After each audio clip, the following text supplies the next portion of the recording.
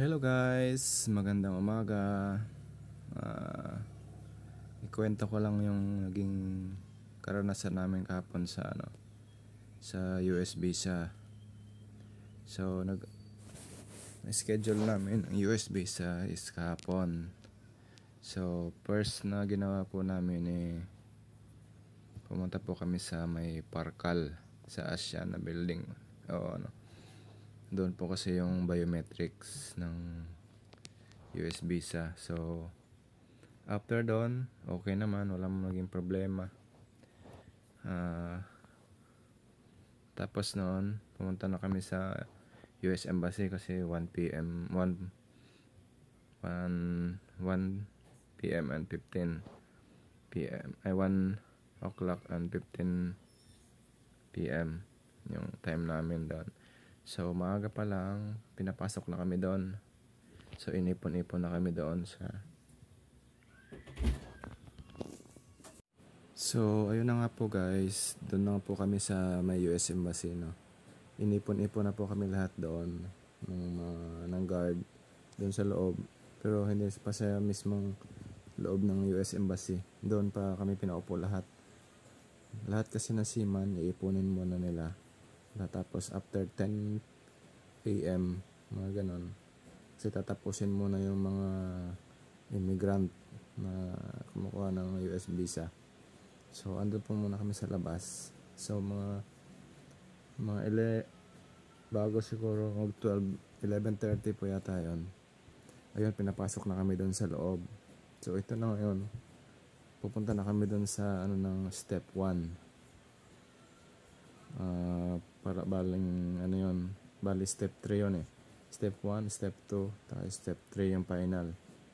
So doon pa lang sa pre-screening, inano na kami sa window 2. Sabi na kinuha yung passport namin kasi bali 5 kami, so iba-iba kaming 3, same lang kami ng window. Yung 2 iba sila ng window, so kami 3 natapat kami dun sa window na parang may something parang yun, alam niyo na yun kung parang terror ba, ganun. Hindi naman siya terror na basta kasi nakita niya yung namin, yung sticker na barcode, merong naka-crush ng orange na pen, parang pen marker. So hinold niya yun, sabi niya, ay may problema tong nyo, upo muna kayo. So umupo muna kami doon sa parang waiting sabi niya. Tapos tinapos muna niya yung mga lahat ng seaman na na nag-a-apply sa doon sa pre-screening.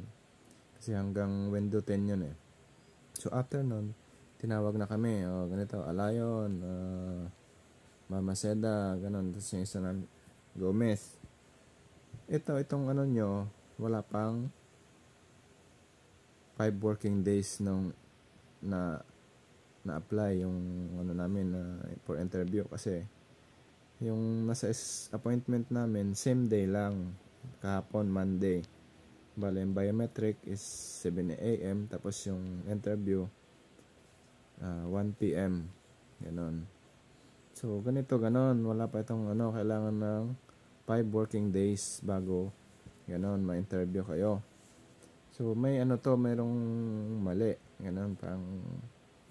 So yun, din sabi nakipag pa kami doon kung yan po yung nasa schedule ng appointment namin So sino po ba yung may mali? Kami po ba o yung agency po ba namin o yung sa US Embassy? Hindi, ganito, ganon, kasi wala pang 5 days. So hindi niya natumbok sagutin yung tanong namin, kung sino yung may mali o may lapses, ganon. Kasi yung 2 naming kasama same lang kami, same day appointment lang, pare-pareho kami. Yung 2 naka sila ng step 2, sila ng step 1, step 2 hanggang step 3. So na-approve sila. So bakit kami na tatlo hanggang doon lang sa step 1 kesyo wala pa daw 5 working days yung bago na i-apply kasi nung April 24 lang daw nagpa-appointment ganon yung namin. So tinawagan namin yung liaison namin, ganito ganon, ma'am may problema po yung tatlong sinawag ng cadet. So sabi bumalik kayo doon sa tapos tanungin nyo kung anong problema. So pumunta ulit kami doon sa guard sa labas pa lang. So hindi na kami pinapasok doon pa lang. Ay na yan, reschedule kayo. So magba-biometric daw po uli. Pupunta po daw uli kami doon sa Parkal. So ganun yung naging karanasan namin, no. Inantay pa namin yung dalawa naming kasama, mga alauna na sila nakalabas. So wala namang problema doon sa naging appointment nila. Na-approve pa nga yung granted pa nga yung visa nila eh. So doon natapat lang talaga kami doon sa window na may ewan ko kung may anong problema ni ate. Basta yun po yung naging karanasan namin sa US visa kahapon. Kasi wala naman kami kasi first time din namin. Although yung kasama namin isa is renewal na lang yun. So yun. Hello guys, thank you.